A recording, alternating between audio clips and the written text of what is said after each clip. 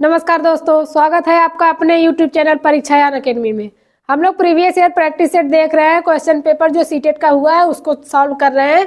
तो आज की हमारी कौन सी प्रैक्टिस सेट होगी? आज हमारी 14वीं प्रैक्टिस सेट होगी। इसके पहले हमने 13 प्रैक्टिस सेट करा लिया है। दोस्तों आप लोग ध्यान दीजिएगा, पूरे प्रैक्टिस सेट को केयरफुली देखिएगा ताकि उसमें जितने भी क्वेश्चन बनते हैं घुमा फिरा के उसी पेडागोजी के लगभग क्वेश्चन मिलते रहते हैं। तो आप लोग उसी के हिसाब से देखिए, रेगुलरली देखते रहेंगे तो आपको सीटेट में बहुत सारे क्वेश्चन यहीं से मिल जाएंगे। तो चलिए दोस्तों, आज की क्लास स्टार्ट करते हैं। आज हमारी कौन सी प्रैक्टिस सेट है? 14वीं प्रैक्टिस सेट है। चलिए स्टार्ट करते हैं। पैसेज पूछा गया है, इसका क्वेश्चन देखते हैं। क्वेश्चन इससे क्या पूछा गया है? क्वेश्चन दिया, in the context of the poem an island symbolises. जो पोएम में आइलैंड की चर्चा की है वो क्या उसको सिम्बोलाइज किया जा रहा है, मतलब उसको किस रूप में दर्शाया गया है पोएम में, यही पूछा जा रहा है। तो पहले पोएम को हम पढ़ लेते हैं, देखते हैं पोएम में क्या कहा गया है। No man is an island, entire of the itself. Every man is a piece of on the continent, a part of the man. If a cloud be washed away by the sea, Europe is the less. As well as if I prominently were, as well as if manner of thy friends, or of thine own were. Any man's death dismisses me, because I am involved in mankind and therefore never sent to known for whom the bell tolls, it tolls for thee। ये poem दोस्तों ध्यान दीजिएगा, ये poem किसकी? ये poem John Donne की लिखी गई पोएम है। जॉन डन एक पोएट है, इनकी पोएम लिखी गई। पोएम का नाम क्या है? No man is an island. No man is an island. ये पोएम कैसी पोएम है? ये एक मेडिटेशन पोएम है। कैसी पोएम है? ये मेडिटेशन कर रहे हैं। जॉन डन जो है एक मेडिटेशन इनकी पोएम है। ये एक मेडिटेशन के रूप में इसको इन्होंने रचना की है, मेडिटेशन। तो चलिए, हमारा क्वेश्चन दिया गया था कि ये जो आइलैंड है ये किसकी सिंबलाइजेस, मतलब इसको किस रूप में दर्शाया गया है पोएम में। तो यहाँ पे देखते हैं। ऑप्शन ए है सॉलिट्यूड, ऑप्शन बी दिया गया है आइसोलेशन, ऑप्शन सी दिया गया है चैलेंजेस, ऑप्शन डी दिया गया है ब्लीकनेस।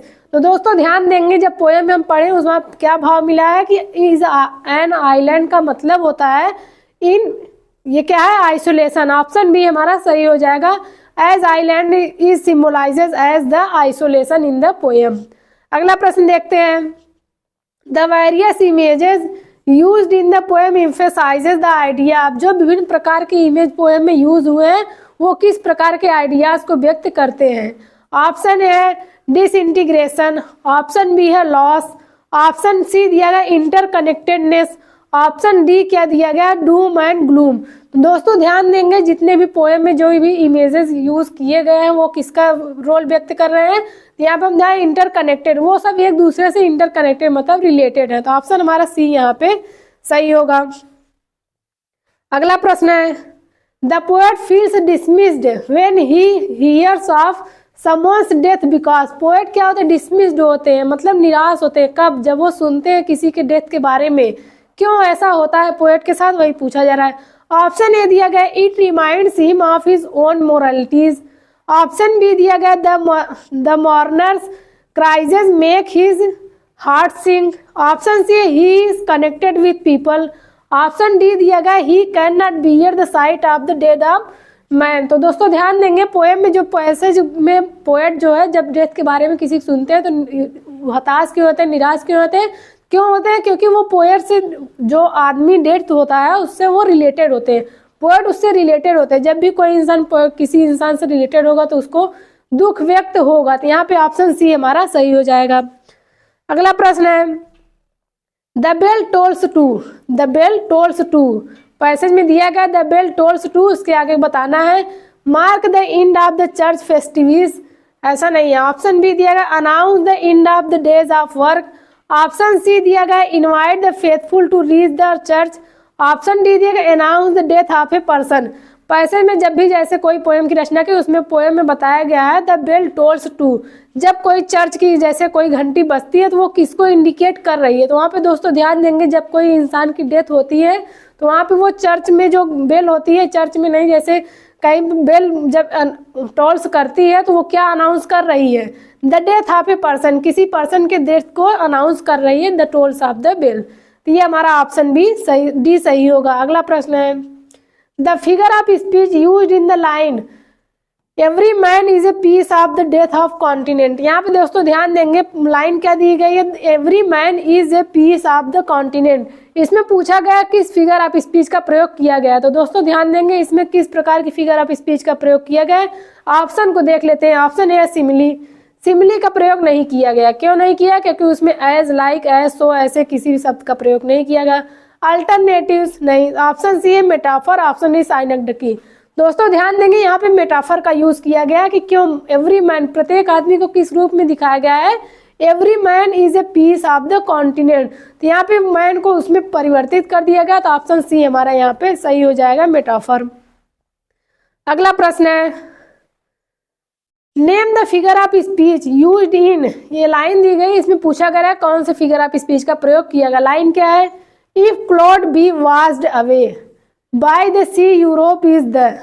यहाँ पर दोस्तों ध्यान दें बाय द सी, सी को, सी जो समुद्र है उसको किस रूप में दर्शाया गया, किसी सजीव व्यक्ति के रूप में, सजीव वस्तु के रूप में दर्शाया गया। तो यहाँ पे हम सीधे ध्यान दे देंगे, सीधे हम देखते हैं कि क्या दिया गया है, if cloud be the washed away by the sea Europe is the, आगे रहेगा लेस।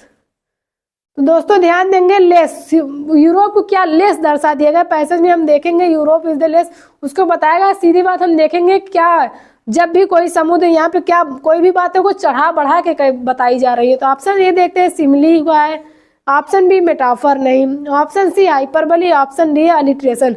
तो दोस्तों ध्यान देंगे यहाँ पे जो प्रयोग किया गया इसको देखेंगे हाइपरबली, ऑप्शन सी जो दिया गया हाइपरबली यहाँ पे, क्योंकि ये किसी भी बात को चढ़ा बढ़ा के बताई जा रही है लिमिट से ज्यादा। जब कोई बात लिमिट जो इतनी होती है उससे ऊपर चढ़ा बढ़ा के बोली जाती है।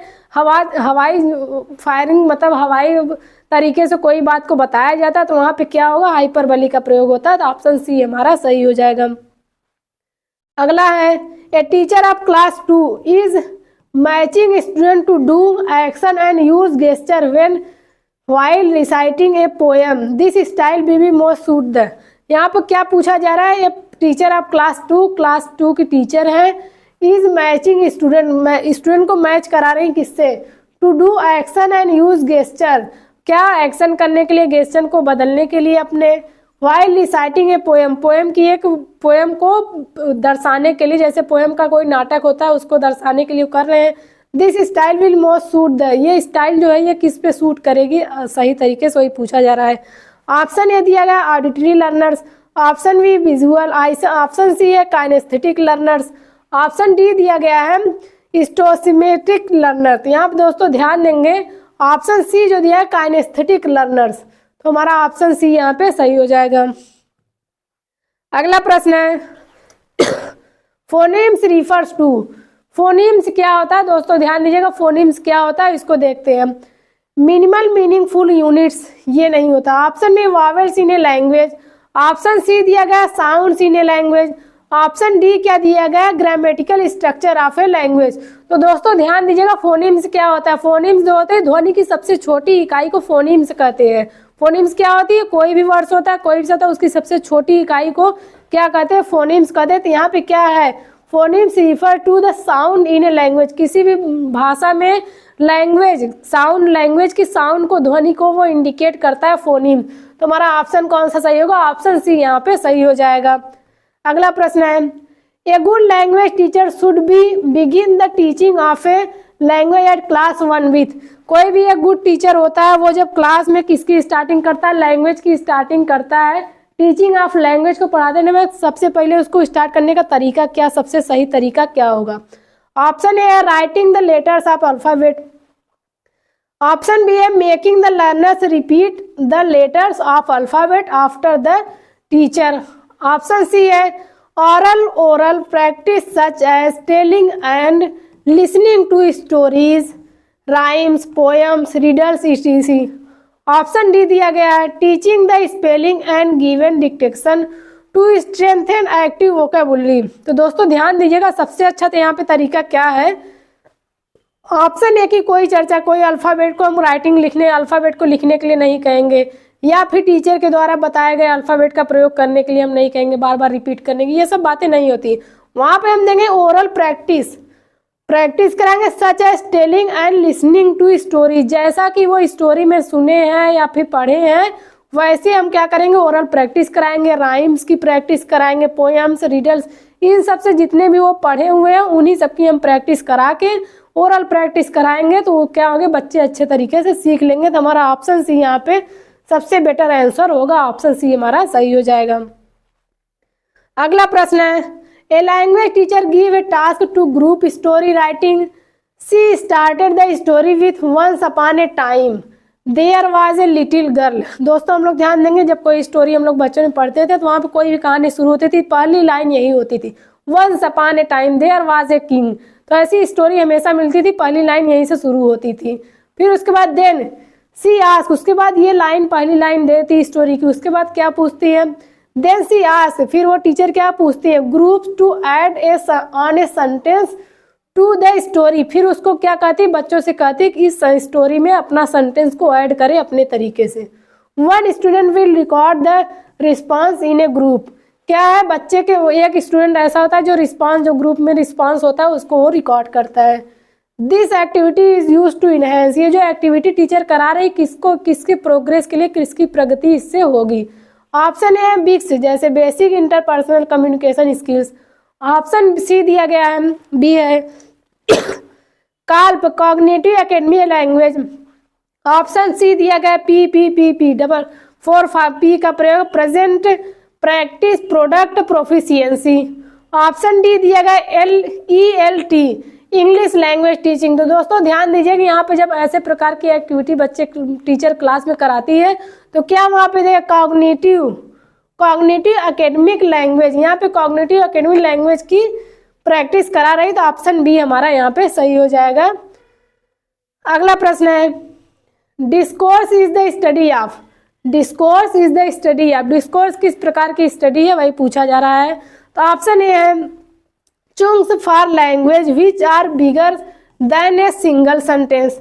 ऑप्शन बी दिया गया है sound system of a language. Option C दिया गया है mental process of thought and concept formation. Option D है evaluation of language in human society and its role in the formation of culture. तो दोस्तों ध्यान देंगे यहाँ पे क्या, discourse is the study of, discourse किस प्रकार की स्टडी है, किसकी स्टडी है, तो यहाँ पे देखें chunks of a language which are bigger than a single sentence. तो यहाँ हम दोस्तों ध्यान देंगे ऑप्शन ए हमारा सही हो जाएगा, chunks of a language which are bigger than a single sentence, तो हमारा ऑप्शन ए सही होगा। अगला प्रश्न है, the approach that allows a language teacher to absorb the best techniques of all well-known language teaching method into their classroom। तो दोस्तों ध्यान देंगे यहाँ क्या पूछा जा रहा है, the approach that allows a language teacher, ऐसा अप्रोच जो लैंग्वेज टीचर को अलाउज करता है to absorb the best technique, जो बेस्ट टेक्निक्स होगी किसके लिए, of all the well known language, सभी जो लैंग्वेज जो जानते हैं, language teaching methods into their classroom. Option A है communicative language teaching approach. Option B है स्ट्रक्चरल अप्रोच। ऑप्शन सी है कंस्ट्रक्टिविस्ट अप्रोच। ऑप्शन डी क्या दिया गया, इसे इक्लेक्टिक अप्रोच। तो यहाँ पे हमारा ऑप्शन डी सही होगा, इलेक्ट्रिक अप्रोच, जो ऑप्शन डी है हमारा यहाँ पे सही होगा। इसमें टीचर क्या करते हैं, टीचर को अलाउज किया था observe the best techniques of all well known language teaching methods into their classroom. तो ऑप्शन डी हमारा सही हो जाएगा। अगला प्रश्न है, the principle of selection of structures in A structural approach should be based on. यहाँ पे प्रिंसिपल ऑफ सिलेक्शन, जो सिलेक्शन के सिद्धांत होते हैं of structures in A structural approach should be based on. तो यहाँ दोस्तों ध्यान देंगे क्या है, ऑप्शन ए है practice preparedness and performance. Option B है process product and pronunciation. Option C है usefulness simplicity and untouchability. Option D दिया गया है कलेक्शन सिलेक्शन एंड यूजफुलनेस। तो दोस्तों ध्यान देंगे हमारा ऑप्शन यहाँ पे कौन सा सही होगा, collection, selection and usefulness. Option D हमारा सही हो जाएगा। अगला प्रश्न है, the main role of children literature at primary level is. सबसे अच्छा रोल क्या था प्राइमरी लेवल पे टीचर स्टूडेंट का रोल क्या होता है children's literature at primary school. तो यहाँ पे ध्यान देंगे प्राइमरी स्कूल में बच्चों की रोल क्या होती है, वही पूछा है। It's simple and easy. Option B है it's full of colourful picture. Option C है it provide the variety of language. Option D दिया गया है it taught in the school. तो यहाँ दोस्तों ध्यान देंगे बच्चों का रोल जो होता है प्राइमरी प्राथमिक विद्यालय में जब वो प्रवेश करते हैं तो उनका मेन रोल क्या होता है वहाँ पे स्कूल में। तो दोस्तों ध्यान दें it provide the variety of languages. विभिन्न प्रकार के लैंग्वेज चिल्ड्रन की जो लिटरेचर होती है साहित्यिक होती है वो क्या करती है विभिन्न प्रकार के लैंग्वेजेस उनको प्रोवाइड कराती है जिसमें बच्चे आसानी से अच्छे तरीके से अपना परफॉर्मेंस दे सके। तो ऑप्शन सी हमारे यहाँ पे सही हो जाएगा। अगला प्रश्न है, A language teacher write the outline of the essay plan on the blackboard. Then she asks the student to discuss in group how to logically order the point before writing its draft. यहाँ क्या A language teacher writes the outline of the essay. ऐसे की outline को क्या होता है जो plan होता है उसको किस पे लिखती है ब्लैक बोर्ड पे लिखती हैं। And then she ask the student फिर वो बच्चों से कहती हैं टू डिस्कस इन ग्रुप में डिस्कस करने के लिए how to logically order the points before writing its draft. इसके ड्राफ्ट को लिखने के लिए पहले सबसे पहले उसमें क्या करना होगा कैसे उसको तर्क वितर्क करके बच्चे अपना ग्रुप डिस्कशन करके उसको कंप्लीट करेंगे। This discussion begin carried out in A class before writing an essay is. ये जो एक्टिविटी करा रही है इसमें जो एसे को लिखने से पहले जो एक्टिविटी जो डिस्कशन हो रहा है उसमें क्या है। ऑप्शन ए है ट्रांसक्रिप्शन, ऑप्शन बी है कंपोजिशन, ऑप्शन सी है ब्रेन स्टॉर्मिंग, ऑप्शन डी है फॉलो अप। तो दोस्तों ध्यान देंगे ब्रेन स्टॉर्मिंग होती क्या है जब कोई टॉपिक बच्चों को दी जाती है उसमें ये छोटे या बड़े ग्रुप बच्चे अपने छोटे या कोई बड़ा ग्रुप बना के और फिर उस टॉपिक पे डिस्कशन करके उस टॉपिक में जो निष्कर्ष पे पहुंचते हैं अपना हल बताते हैं जो सही तरीका होता है उसको ऑब्जर्व करते हैं। यही सब क्या होता है ब्रेन स्टॉर्मिंग। इससे बच्चे क्या करते हैं अपने दिमाग को यूज करके विभिन्न प्रकार की क्रिएटिविटी करके उसमें बच्चे आंसर को प्राप्त करते हैं ग्रुप डिस्कशन करते हैं ताकि बच्चे अच्छे से सीख सके। तो ऑप्शन सी यहाँ पे सही होगा ब्रेन स्टॉर्मिंग हमारा सही हो जाएगा। अगला प्रश्न है, a student of class 5 is facing some difficulty in reading a text. कोई टेक्स्ट है क्लास 5 का बच्चा है वो पढ़ने में उसको डिफिकल्टी महसूस हो रही है वो बहुत दिक्कत महसूस कर रहा है।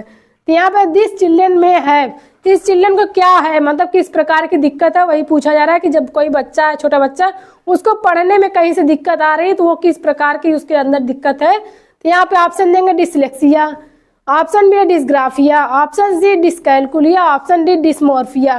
तो यहाँ पे दोस्तों ध्यान देंगे डिस्ग्राफिया इसका सही आंसर होगा। ऑप्शन ए डिसलेक्सिया यहाँ पे सही होगा। क्या ये पठन वैफल्य है जब किसी बच्चे को पढ़ने में दिक्कत होगी तो वो क्या होता है डिस्ग्राफिया होती है। तो यहाँ पे बच्चों की क्या पढ़ने में उसको कठिनाई महसूस हो रही पठन वैफल्य।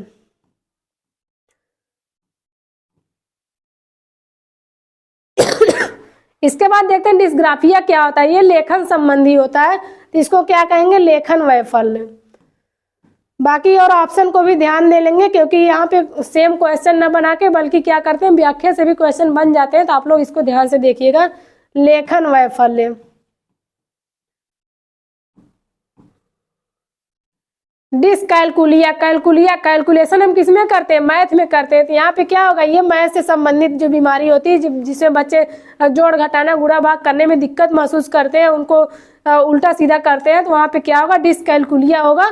ऑप्शन सी हो जाएगा। डिस्मॉर्फिया क्या होता है ऐसी दिक्कत जिसमें बच्चों को क्या वो शारीरिक उनको अंग को लगता है उनके अंदर ये दिमाग में ये बातें बैठ जाती है कि कोई अंग उनका छोटा या कोई बड़ा अंग है ऐसे उनको उनके अंदर ये बातें आती रहती है मेरा जैसे ये हाथ ज्यादा बड़ा है ये हाथ छोटा है तो उनके दिमाग में ये बातें चलती रहती थी। ये शारीरिक विकार होता है। ये क्या होता है डिस्मॉर्फिया ये अंग से शारीरिक अंग से संबंधित होता है। बच्चों को लगता है या फिर किसी को भी ये जब दिक्कत आती है तो उसको लगता है कि मेरा एक पैर ही छोटा है किसी को लगता है कि मेरा एक हाथ ही छोटा है। तो ये क्या होता है ये डिस्मॉर्फिया के अंतर्गत आता है। इस क्वेश्चन के अंतर्गत हमारा ऑप्शन कौन सा सही होगा? ऑप्शन ए डिसलेक्सिया सही होगा। अगला प्रश्न है, the sub discipline of linguistic which refers to the study of meaning is. क्या है सब डिसिप्लिन ऑफ लिंग्विस्टिक? लिंग्विस्टिक की सब डिसिप्लिन क्या होती है? विच रिफर्स, जो रिफर करते हैं स्टडी ऑफ मीनिंग, जो स्टडी ऑफ मीनिंग अर्थों के अध्ययन को क्या रिफर करता है वही पूछा जा रहा है। Option A syntax, option B discourse, option C है मॉर्फीम, ऑप्शन डी है सीमैटिक्स। दोस्तों ध्यान देंगे, क्या है, जब लिंग्विस्टिक स्टडी ऑफ मीनिंग अर्थों के अध्ययन को हम क्या कहते हैं? तो उसको सीमैटिक्स कहते हैं। जब हम अर्थ meanings of study of meanings क्या होती है? सीमैटिक होती है स्टडी ऑफ।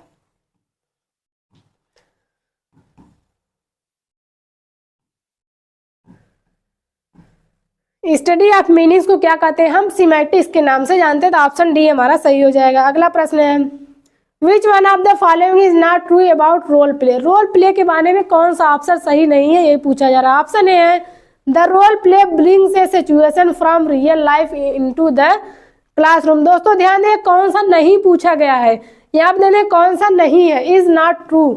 रोल प्ले के बारे में कौन सा ऑप्शन सही नहीं है? बाकी तो 3 सही होंगे, तो ऑप्शन ये तो सही होगा। फिर उसके बाद देखते हैं, student feel that they are really using the language for communicative purpose, ये भी होता है। ऑप्शन सी है experiment with language they have learn, ये भी सही होगा। क्यों? रोल प्ले जब करेंगे तो बच्चे अब खुद रोल प्ले करते हैं, उसमें एक्सपीरियंस को अपने व्यक्त करते हैं।